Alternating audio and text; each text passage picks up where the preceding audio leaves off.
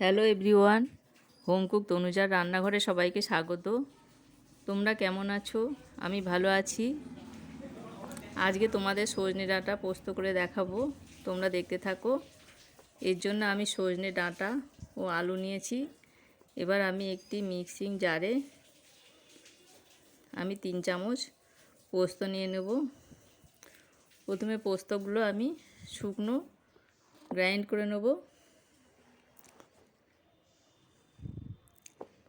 এবার গ্রাইন্ড করা হয়ে গেছে। এবার আমি এর মধ্যে সামান্য লবণ, 2টো কাঁচা লঙ্কা, একটু জল দিয়ে আমি একটা পেস্ট বানিয়ে নেব।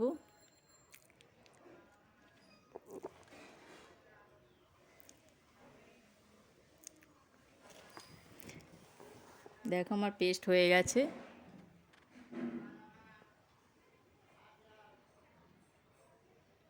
এবার গ্যাসের উপর আমি একটি কড়াই বসিয়ে দিলাম। কড়াইয়ে আমি 2 চামচ সর্ষের তেল দেব। আমি এটা সর্ষের তেল দিয়েই করব।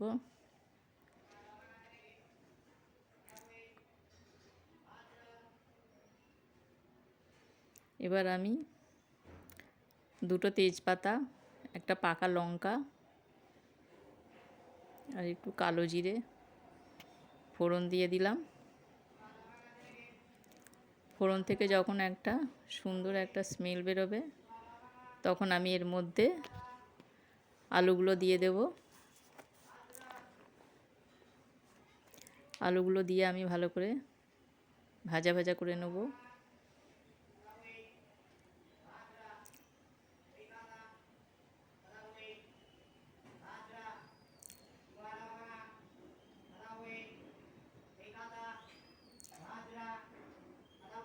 আলুগুলো আমার ভাজা হয়ে গেছে। এবার আমি সজনের ডাঁটাগুলো এর মধ্যে দিয়ে দিলাম। সজনের ডাঁটা দিয়ে আমি বেশি ভাজবো না, কেননা বেশি ভাজলে ডাঁটা শক্ত হয়ে যাবে। এবার আমি এর মধ্যে পোস্ত যেটা বেটে রেখেছিলাম, তো পোস্ত ধোয়া জারটা ধুয়ে আমি তার জলটা দিয়ে দিলাম। এবার আমি স্বাদ মতো লবণ দিয়ে দিলাম।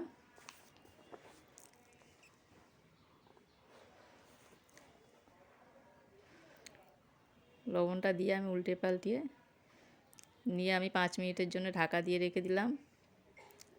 5 মিনিট আমার হয়ে গেছে।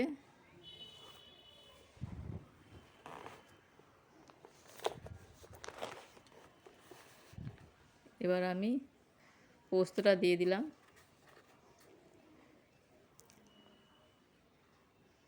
আর 4টে কাঁচা পাকা লঙ্কাও দিয়ে দিলাম। এর মধ্যে আমি শুকনো লঙ্কা ব্যবহার করিনি। আর স্বাদ মতো চিনি দিয়ে দিলাম। চিনিটা তোমরা তোমাদের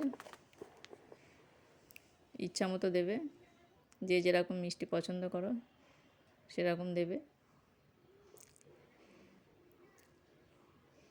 এবার আমি আরও 3 মিনিটের জন্য ঢাকা দিয়ে রেখে দিলাম। 3 মিনিট হয়ে গেছে। দেখো সজনে ডাঁটা আমার রেডি।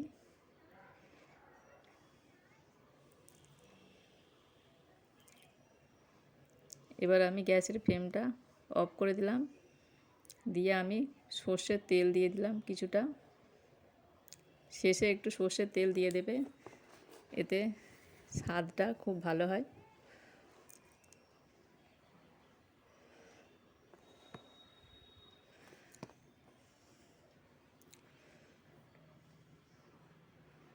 একটু নেড়ে চেড়ে নিলাম, নিয়ে আমি